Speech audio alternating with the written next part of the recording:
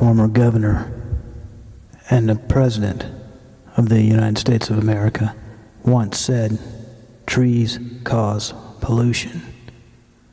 America is home of the tallest and oldest trees in the world. 97% of these trees are gone forever, forever, forever, forever, forever, forever, forever, forever, forever, forever, forever, forever, forever, forever, forever,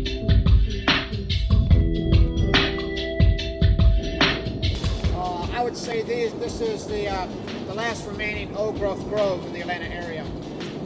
White oaks are very rare. And white oaks this size are very rare.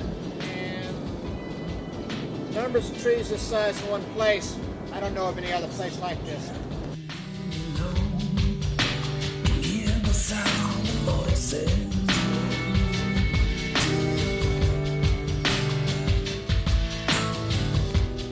I brought you a little footage of a fellow tree climber, Julia Butterfly Hill, that you can see there in October before she came down. Right.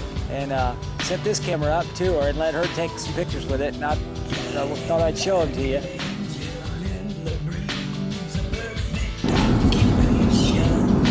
Mama. Look at that.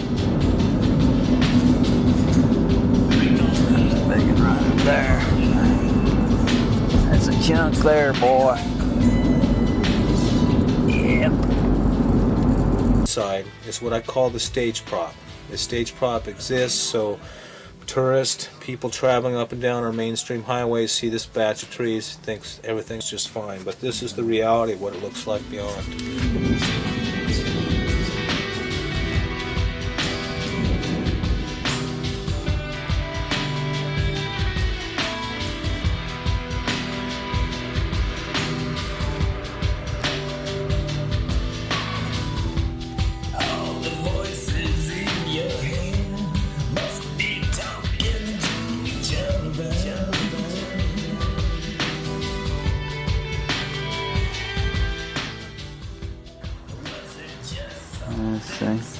And so every day there'd be a little more. I'd come home, there'd be a little more, there'd be a little more.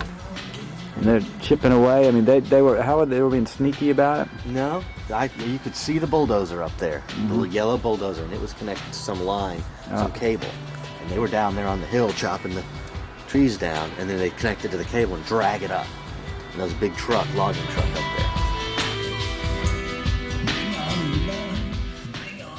These kings of the forest, the noblest of a noble race, rightly belong to the world, but as they are in California, we cannot escape the responsibility as their guardians. Fortunately, the American people are equal to this trust. It's from John Muir. The book, which was written about the ancient forest here, from the redwood forest. The beauty and the hardships that this county is accepting and going through right now. These are some of the. This is the spotted owl, who's been actually a quiet little guy that's been helping save the forest as well. These are just huge. Yeah, I mean, but I showed you the good, and here's the bad and the ugly. They don't produce dollars for the timber industry, so therefore it's like an ethnic cleansing in their respect. They'll go and kill off the species that don't make the money. So they bring this horrible herbicides in and spray all the underbrush and the tan oaks and the madrones, which are beautiful trees. They're definitely part of this country. And the only thing's left is the money-bearing trees.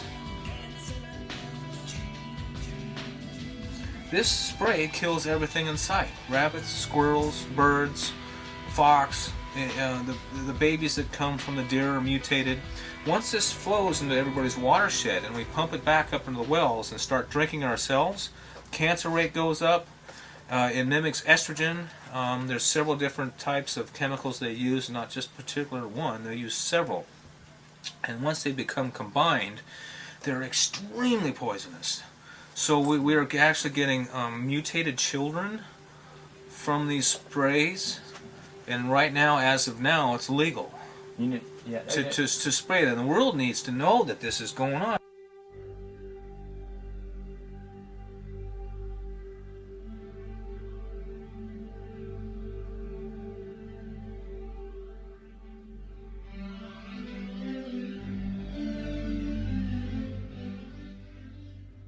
This spray kills everything in sight, and it comes up in wells, goes into our rivers, and children and parents and pregnant women drink it. Just stupid, so it's to It's make a quick buck. for a quick buck. It catalyzes sort of an urgency, I think, of people sort of looking back and saying, okay, is this where I want to be? Is this who I want to be? You know, is the world in the state that I want it to be in? And what can I do? I mean, that's the reason I wanted to bring the girls, is because, you know, they're 12 and 13. You know, and you have choices to make in your life. They're just at that point in their lives where they need to make choices about who they're going to be. And, you know, you come and you see someone who has drawn the line in the sand. She said, this is it. You know, Julia has put her entire life and her spirit into this. And, I mean, to me, there's just no better example, you know, of spirit in action. And inspiring, you know, somebody who is inspiring with her life, and also showing that one person, you know, you don't need to think that you're insignificant. You're significant. So. Honestly. I got out here to California about last August, and went up there, like, you know, every now and then, but wasn't really solid part of the ground sport team until about January this year. I see. Is it a rough hike? Is it going to wear us out or not? It's a good one. It's a good hike. Yeah. All right.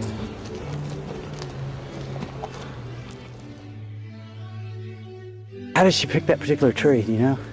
Oh, it was the last old growth tree left on this mountain. Really. It was Nice. Luna, yeah. And it was slated to be cut right after. 3 weeks after the landslide, the California Department of Forestry approved this THP, timber harvest plan, that included Luna. And so his brother Daniel free climbed it on his birthday and set up there until it wouldn't come down until Earthburst built a platform and agreed to, you know, start doing a tree sit. Is that Daniel?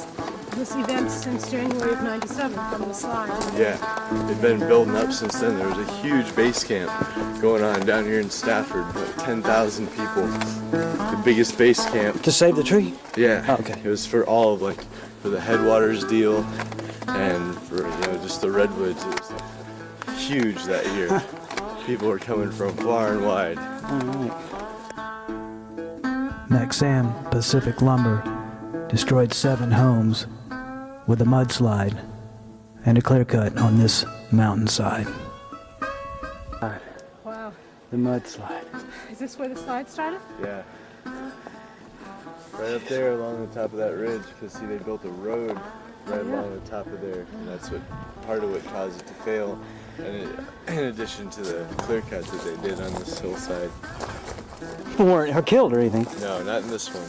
Did they warn people or something? No, there was no warning. No, Mike, the brother that you met, Mike O'Neill, he was the one that warned all the neighbors. Totally focused on Julia like the whole time, which was great, you know. But I didn't get hadn't had a chance to talk about Gypsy, which is really important to me as well as Julia. You know, both like kind of equal.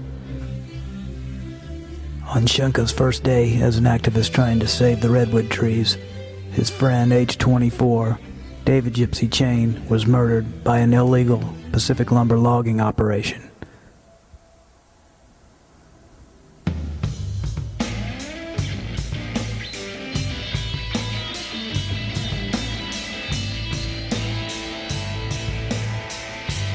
David Chain, known as Gypsy, became known to the world as a martyr for the redwood trees. 7 of us on foot came into this area while 2 people came down from above with video cameras. During our first confrontation with the logger, we were over in that area, And as soon as he heard us, he popped up over this hill that's just over there. And he was yelling, screaming, all these, cocksuckers, bastards. I don't know what's going on with the fucking jail! We have proof of justice! I saw justice!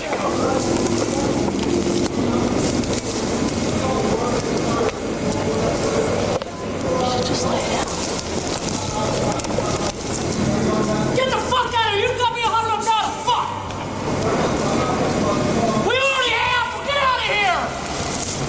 You cocksuckers! Arvina!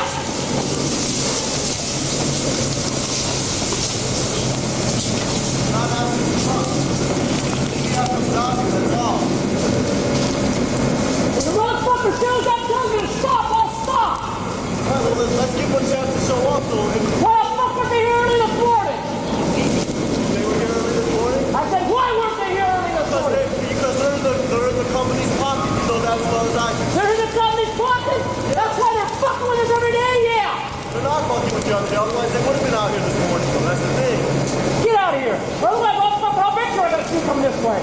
No, let's not talk about, we're not trying to fuck. Cocksucker! I'm not here to get hurt. Nobody's here to get hurt. That's all I heard out of you motherfuckers yesterday! Yesterday you guys were gone.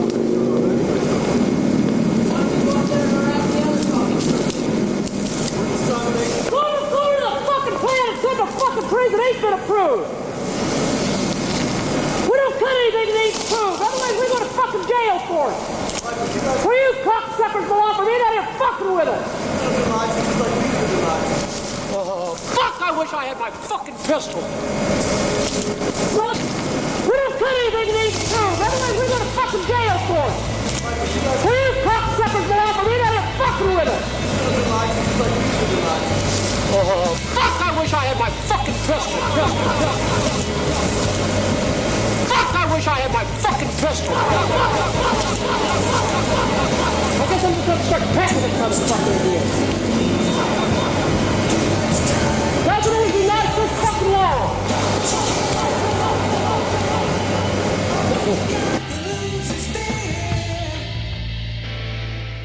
He and his spotter indicated, we didn't see these people. Fuck, I wish I had my fucking pistol! I guess I'm just gonna start packing this motherfucker in here. That's what always be nice this fucking long! We didn't see these people. And his spotter indicated, we didn't see these people. He and his spotter indicated, we didn't see these people. I said, why weren't they here early this morning? Because they're in the company's pocket, you know that as well as I do. They're in the company's pocket? That's why they're fucking with us every day, yeah! They're not fucking with you other day, otherwise they would have been out here this morning, though. That's the thing. Get out of here! Otherwise, I'll bet you I gotta see from this way. No, let's not talk about, we're not. Tree that was falling on him. It fell and broke into 3 pieces. The main log that's still here, and 2 end pieces, and the central end piece rolled down and rolled right over Gypsy right here, further back behind where you are. And Gypsy was up here.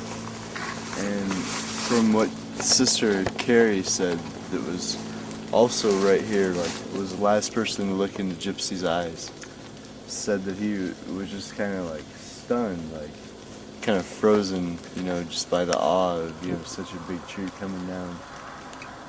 And it fell above him, so I guess maybe he thought that it wouldn't hit him. If he just stood right where he was, didn't realize they'd be rolling down on him. Ah, I see. And I was able to run back behind us, and felt this. I had long hair at the time, and it blew all my hair forward and pelted the back of my head with twigs and dirt, and surrounded me with this huge cloud of dust. I couldn't see anything. I couldn't see anything for about 30 seconds or more. And when the dust settled, Gypsy was dead. People. He and his spotter indicated, you know, we didn't see these people.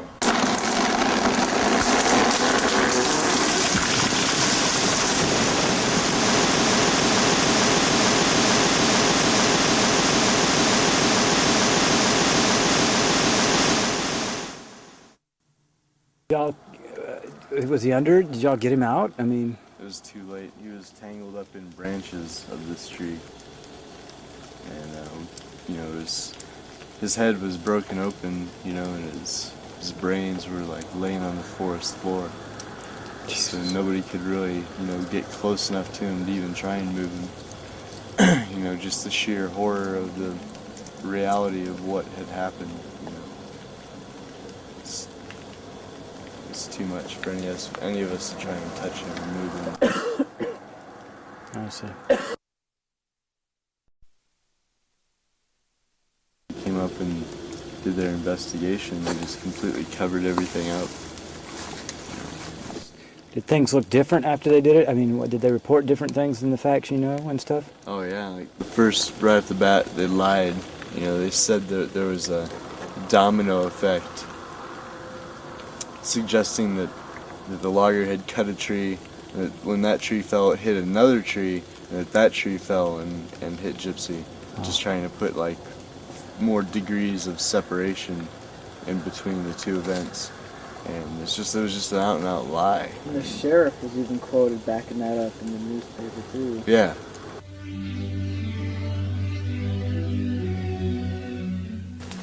The tree was the bullet, the chainsaw was the gun, the logger was the trigger, and the finger that pulled that trigger was Max Am.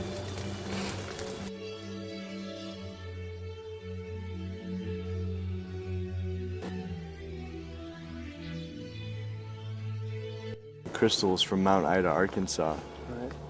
and had formed them into this big heart-shaped vigil for Gypsy. The biggest crystal right in the middle, and crystals all around to make a solid heart of crystals. And when we got back up there, we saw that they'd come up and just kicked that heart all over the place. You know, I mean, to see that like hit right here, you know. Yeah. I felt my own heart do the same, you know, like shatter and then come back together again. You know, just the fact that they would even do that, you know, that's so disrespectful, you know. Crazy. It's like, can't you even, you know, we know that you don't respect the forest, but, you know, the least you could do is respect one person's life and death and respect other people trying to honor that and give respect to that instead of coming up there and disrespecting, you know, everything.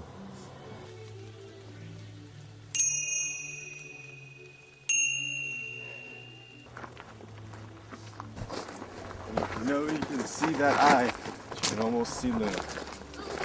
Alright. Come on. Where? Further What? this way.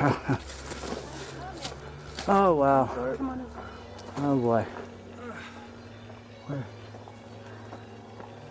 Up in December, but this would mark the beginning of the tree sit itself. The lunatic. She's high. Oh, man, look at that. Oh, my God. Okay, 1, 2, 3.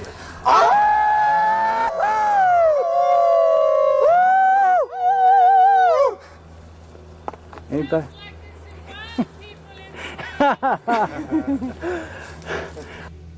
Definitely represents the revolution. Revolution that we all hope is happening. You know, it's revolution of unconditional love, you know, where people finally start loving each other, you know, despite our differences, you know, start loving each other for our differences and celebrating our diversity. Because if you love each other unconditionally, then wars can't happen. You can't shoot a gun at somebody that you love, you know, unconditionally, even if you don't know them. If you learn to love all strangers automatically, and then go from there. You can't fall a tree on somebody that you love, you know.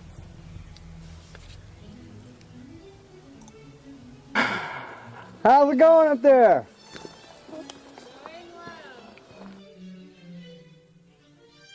Thanks. Yeah, I mean, I'd love it if you did. That'd be great. You know, I can't see as good as you. Okay. Thanks a lot. Appreciate that very, very much.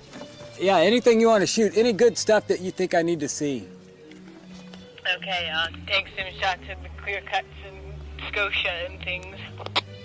Right.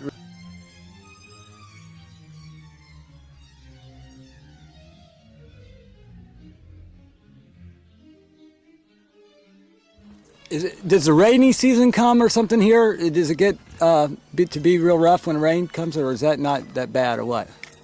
Oh yeah, it's supposed to be downpouring right now. Typically this time of the year is the rainy season, but you know, the forests act as a way to call the rain and the fog in, and they're chopping all the forest down, so we're seeing erratic everything, you know, the hurricanes and the droughts and everything are because of how bad we're messing with nature, so it's happening here as well. But yeah, typically this is the rainy season, so any day now it's going to start dumping, and it'll pour all the way until December, and then it'll stop for a few weeks, and then it'll start again and last all the way through about March. Yeah, my friends out here told me about it, and they said I better get my butt on out here if I was coming, so I just told everybody in Atlanta, I'll see you later. Yeah, it usually would already be dumping, so the fact that we have blue skies and sunshine today is quite a gift.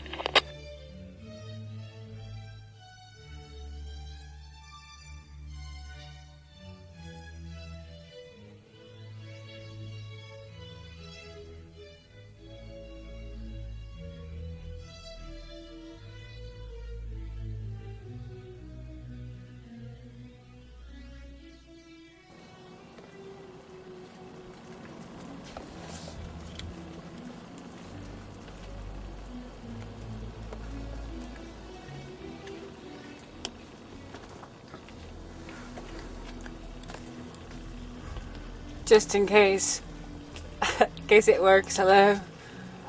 I'm Julia Butterfly Hill, and I'm going to take some shots from Luna, this over 1,000-year-old ancient redwood tree that I live in and call home for the last 2 years in an effort to protect it.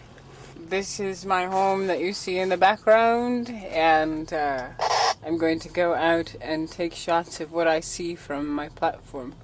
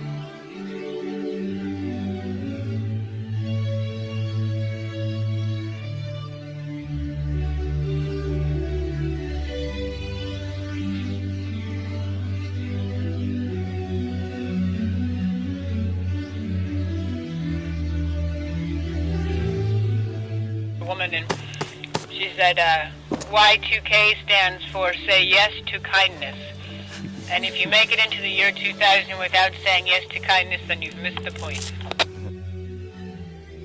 I guess we're sending it out. Gotta say goodbye. Bye-bye, much love and blessings be with you.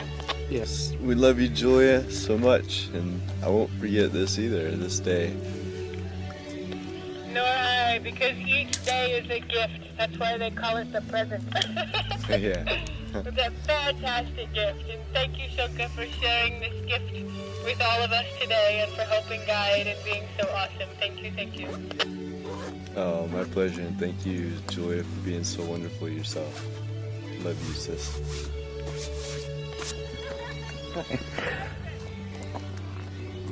Oh!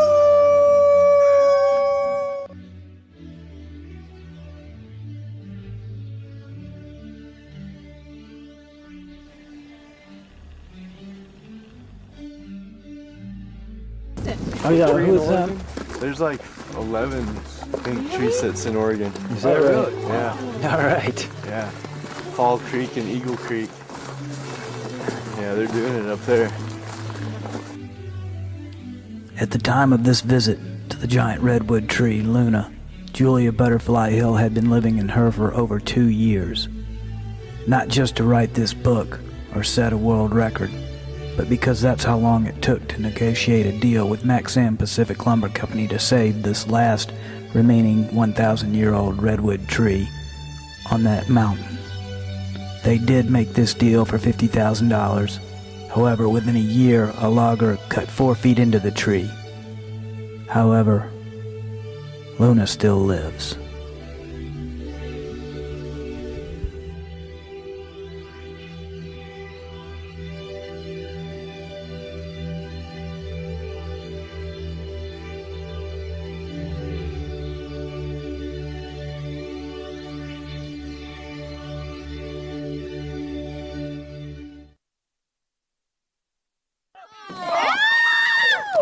I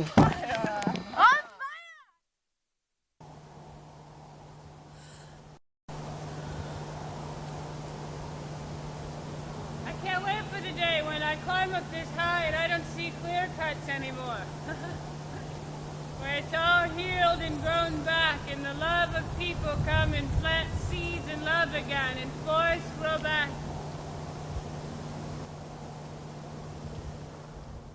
I sent out a press release, and in praying this statement came to me that in the war of politics, power, and profit, all of life becomes a target. And that's what it is. It's a war being perpetuated against the innocent, a war being perpetuated against life in all of its forms. It doesn't matter if it's a life in a tree form or in a human form, in an animal form, in water form, whatever form it is, if it gets in the way of power, politics, or profit, it's going to become a target. So you'll find similarities in every movement out there.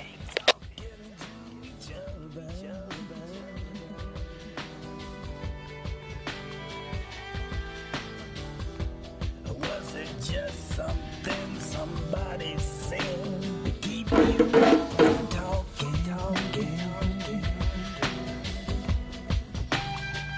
Everybody, and thanks for joining us. I'm James Hattori. And I'm Catherine Heenan.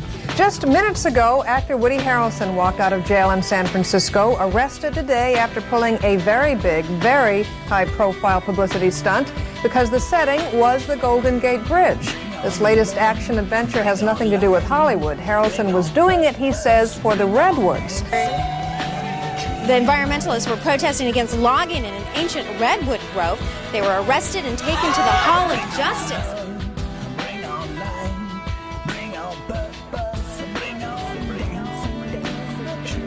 News Center 4's Isabel Duran has more. 9 protesters in all assaulted the Golden Gate Bridge. That man scaling the cables in bright yellow is Cheers TV star Woody Harrelson.